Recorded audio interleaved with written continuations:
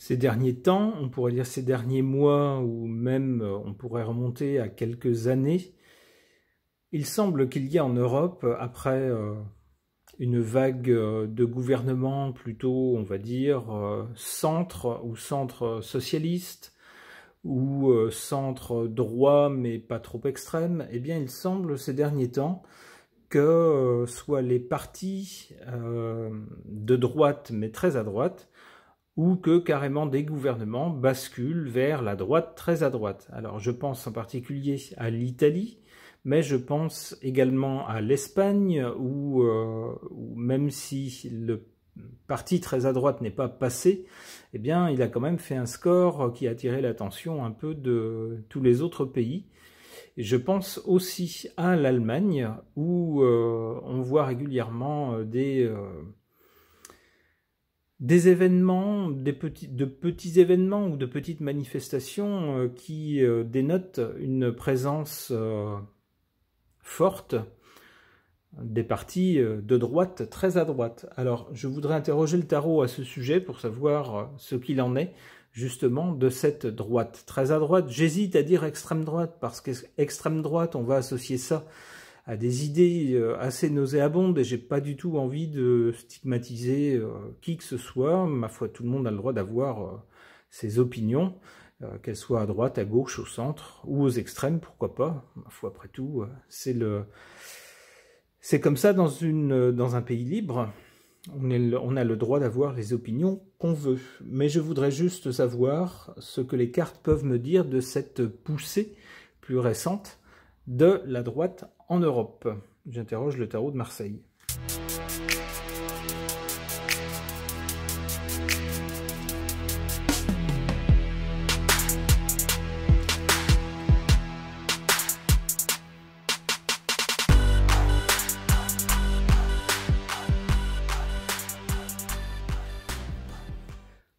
En carte centrale, on a donc la carte du diable qui peut nous laisser penser que l'extrême droite, ou du moins ces partis de droite en Europe, qui semblent prendre de l'importance ces derniers temps, eh bien, sont tentés par une sorte de pouvoir assez malsain, quelque chose d'un peu autoritaire.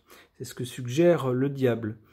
Alors, cette carte peut aussi suggérer que ces partis, en quelque sorte, pourraient déguiser leurs intentions, c'est-à-dire tenter de séduire l'électorat avec quelques thèmes sur lesquels tout le monde est d'accord, à peu près, et puis, mine de rien, en profiter pour, une fois qu'ils auront le pouvoir, pour instaurer un pouvoir beaucoup plus fort et beaucoup moins démocratique qu'il ne le laisserait penser au premier abord.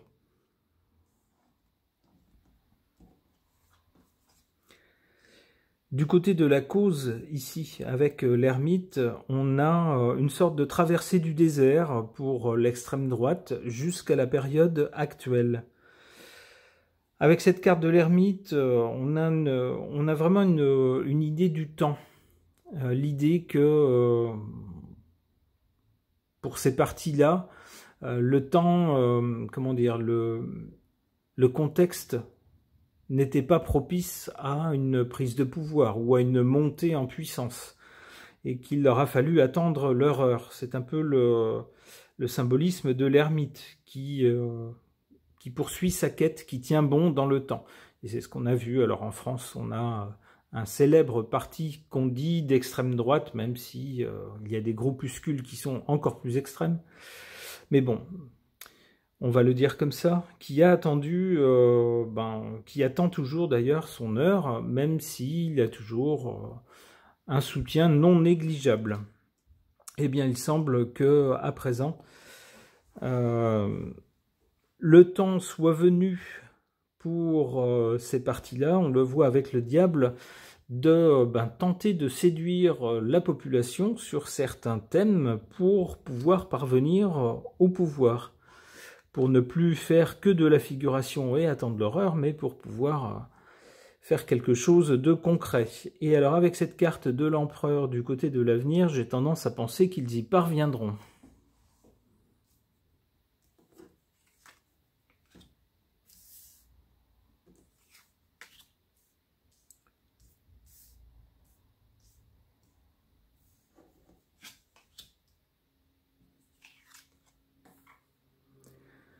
En défaveur de cette montée en puissance de la droite très à droite en Europe, en défaveur donc de cette aile politique, on voit la carte de l'impératrice, dans laquelle je ne peux pas m'empêcher d'y voir tout de suite, c'est la première chose qui me vient à l'esprit, la dame qui préside la commission du club des 12 étoiles, vous savez, Madame Pustula qui vend des layettes. C'est elle que je vois ici, et je la sens bien en défaveur de cette aile politique, qui d'ailleurs le lui rend bien. Les formations de droite très à droite en Europe n'aiment pas du tout cette dame, l'accuse d'ailleurs de différentes choses, différentes vilaines choses, et puis surtout voudraient voir leur pays récupérer leur propre manette et que les affaires des pays ne soient plus décidées à Bruxelles. Donc entre les deux, la détestation est mutuelle. En carte favorable, ici, on a la carte du pape, c'est-à-dire quelqu'un qui n'a pas le pouvoir réel, et c'est bien le cas de ces partis. Ils ne sont pas, pour la plupart, alors sauf en Italie, mais dans les autres pays, ils ne sont pas réellement aux manettes des pays, mais ils ont quand même une influence, c'est ce que nous dit cette carte du pape, et ils ont des adeptes qui les écoutent. Et pour la plupart d'entre eux, ils ont maintenant, du fait qu'ils ont dû attendre, ils continuent à attendre patiemment leur heure en rongeant leurs freins. Ils ont eu le temps de connaître tous les mécanismes, tous les rouages de la politique, de pouvoir étudier un peu toutes les personnes qui sont dans ces rouages, et donc ils connaissent bien le système. Ce ne sont pas des gens qui sont tombés du ciel hier matin. Au contraire, ce sont des gens qui connaissent très bien le système politique, qui en connaissent les acteurs, qui connaissent aussi, suivant les pays, les maux dont souffrent les pays, et qui ont eu le temps de peaufiner les solutions qu'ils souhaiteraient proposer. Et ces acteurs ont des gens qui les écoutent dans tous les pays, d'où cette carte en leur faveur.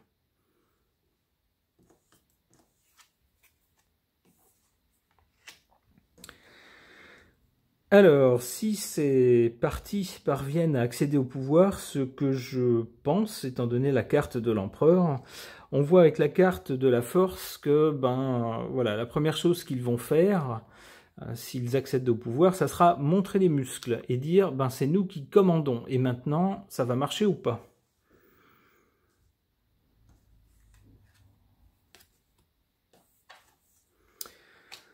Donc probablement quelques actions très musclées au départ. Alors si on reprend les thèmes habituels de ces partis-là, souvent il s'agit de sécurité intérieure, sécurité, insécurité. Souvent également, ces partis-là nous parlent d'immigration, donc il est probable que sur ces sujets-là, les partis dans les pays où ces partis accéderont au pouvoir, ils vont commencer par prendre des mesures fortes, je pense, concernant probablement ces thèmes, avant ensuite peut-être de tempérer un peu le discours et les actes, pour dire, bon, si on ne veut pas passer pour d'affreux dictateurs, il va falloir aussi, si on serre la vis d'un côté, pouvoir aussi lâcher du lest de l'autre, probablement sur d'autres sujets.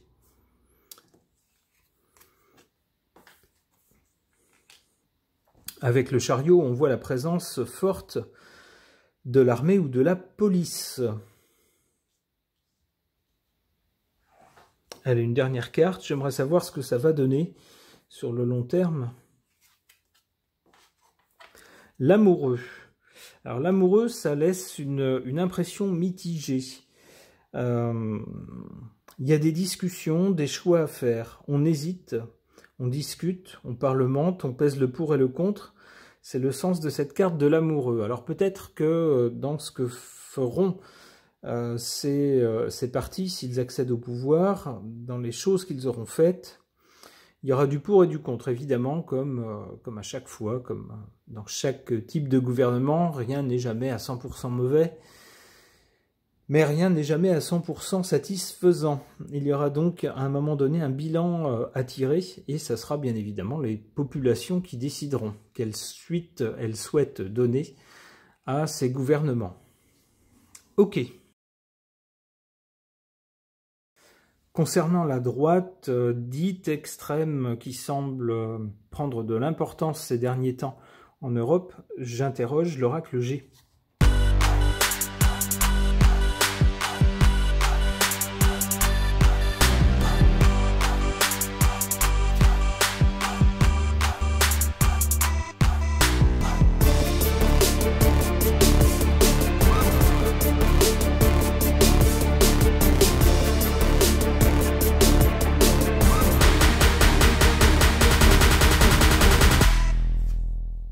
Ici, en cause de cette montée en puissance, semble-t-il, des partis dits d'extrême droite en Europe, on a cette carte de la fête, de la célébration. Donc on pourrait interpréter ça de la façon suivante. Pour eux, les événements qui se passent en Europe sont du pain béni pour leur parti. Ils alimentent leur théorie, leur façon de voir les choses, les projections qu'ils avaient faites pour l'avenir à partir des politiques décidées par les autorités dans les pays respectifs se réalisent selon ce qu'ils avaient fait, plus ou moins. Donc c'est champagne, hein, puisque les événements leur donnent raison, et donc les populations se tournent vers eux. D'où ce succès. La carte centrale nous parle d'une saison où les feuilles tombent, l'automne donc. Alors il semble donc, si on se fie aux cartes, qu'il y aura un moment spécial pour ces parties cet automne. Et du côté de l'avenir, on nous parle de quelque chose aussi pour ces parties au printemps prochain. La saison où on voit tout bourgeonne. D'accord, ok.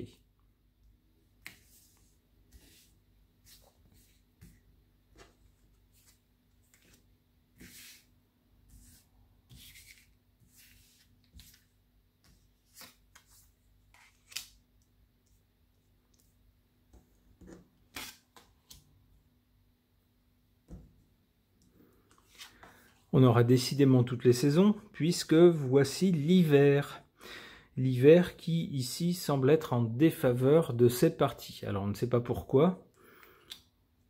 Peut-être que... alors, je ne sais pas pourquoi j'y pense immédiatement. Je me dis, en hiver, qu'est-ce qui se passe? En hiver, les gens restent chez eux. Et du coup, ça me fait, par association d'idées, penser au thème des migrants, qui est cher à ces parties. Et je pense qu'effectivement, en hiver, il doit y avoir moins de migrants peut-être, la situation étant moins clémente, la météo étant moins clémente pour des gens qui souhaitent faire un grand voyage, si j'ose dire. Donc peut-être que pour cette raison, alors c'est la raison qui me vient à l'esprit, mais peut-être il s'agira peut-être d'autre chose. On nous dit ici que l'hiver ne jouera pas en leur faveur. En leur faveur, en revanche, on voit une femme. Alors on nous parle d'une femme brune, je ne sais pas de laquelle il va s'agir, puisque on pense nous surtout en France à une femme blonde, et puis si on regarde du côté de nos amis italiens, on voit aussi une femme blonde actuellement au pouvoir. Mais ici on nous parlerait plutôt d'une femme brune qui jouerait en faveur de cette montée des partis très à droite en Europe.